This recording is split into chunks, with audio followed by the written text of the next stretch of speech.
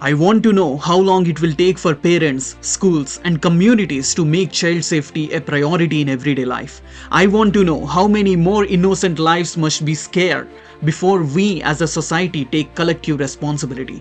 I want to know why the laws meant to protect our children often fail due to systemic inefficiencies and corruption. I know we all want to know what it will take for us to ensure that every child grows up without the fear of exploitation or harm. Welcome to the episode number 2. I want to know. This is the high time for us to wake up, look around, and truly understand what is happening in our society.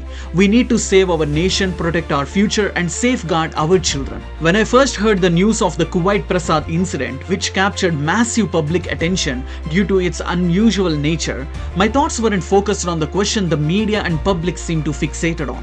Was he a hero, criminal, or just a desperate father? It actually reminded me what Nelson Mandela said. The true character of a society is revealed in how it treats its children. My mind, like most of you, was drawn to the countless children who are victims of these heinous crimes. My thoughts were consumed by the pressing issues of safety and the urgent need for protection for our children in this society. For those who don't know about this incident, Kuwait Prasad is a father who allegedly took extreme measures to seek justice for his daughter. After discovering that his young daughter living away from him in India had been a victim of a heinous crime and faced delays in the judicial process, he reportedly traveled to India, took the life of this person and fled back to Kuwait. Later, he uploaded a video on his channel pleading guilty for the act and explaining why he felt compelled to take such a step for his daughter. The situation escalated, leading to actions that captured nationwide attention, sparkling debates about morality, legality, and the limits of parents' desperation for justice. Let's step back and reflect on the bigger picture here. Crimes against the children, especially brutal acts of sexual violence, are a grim reality in our country. Do we even realize how many such incidents occur daily? How many children are left scared for life because of the apathy and negligence of those around them? It's time to confront this harsh truth. Here are just a few shocking examples from the recent times. Minor girl drugged, raped, and dumped on the street in Maharashtra's Jalna. In Uttar Pradesh Ballai district, a 5-year-old girl was raped by 3 minor boys. In Western India, a 16-year girl endured unimaginable horror as nearly 400 men raped her over several days. A minor raped 9-year-old. In Chennai, a 11-year girl was assaulted by 17 men. First in Mumbai, then in Gujarat, a minor was raped by a 21-year-old whom she met online. A minor who survived the gave birth only to get again at a Rajasthan hospital. These incidents are just the tip of the iceberg. According to official records, thousands and thousands of cases have been reported over the years, and you and I both know how much more incidents might have gone unreported. This is not what we want, and this is definitely not the future we envision for our nation. We are Indians who gave utmost importance to goddess. Almost in every aspect of life, we pay our tribute to females. We call our land Bharatamata, refer to earth as Mother Earth, and see prosperity as Lakshmi Devi, education as Saraswati Devi, and strength as Durga Devi. Yet, when it comes to women and children, we fail to provide the respect and protection they deserve. Children who don't even know how to call their parents are disappearing. Children who should be playing are being forced into unimaginable situations, and some are becoming mothers. Children who should be building their future from dreams are filling their lives with tears now. This is deeply disturbing and utterly unacceptable.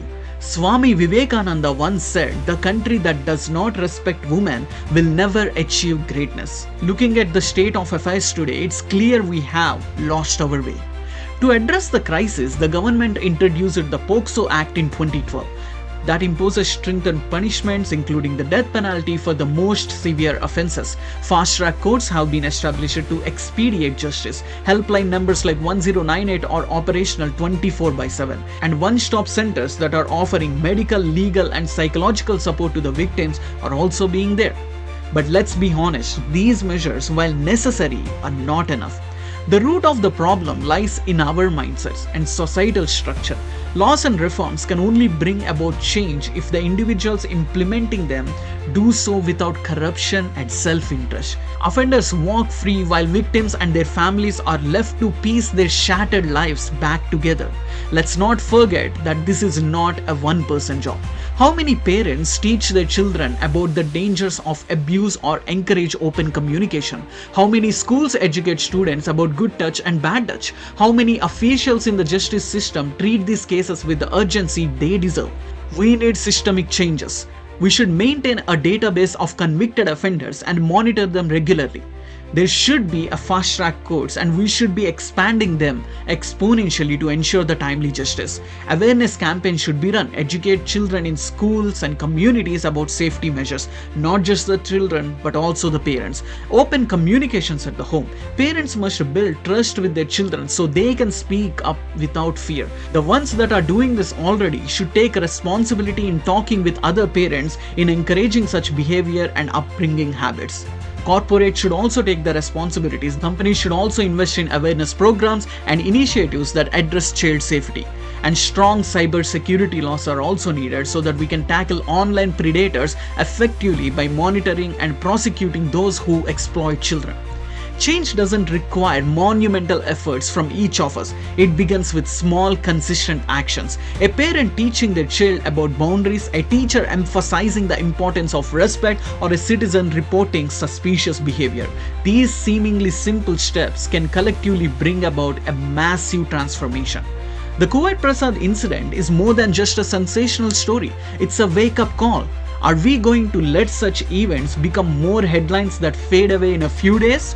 Or will we use them as turning points to fight for a safer, more justice society for our children?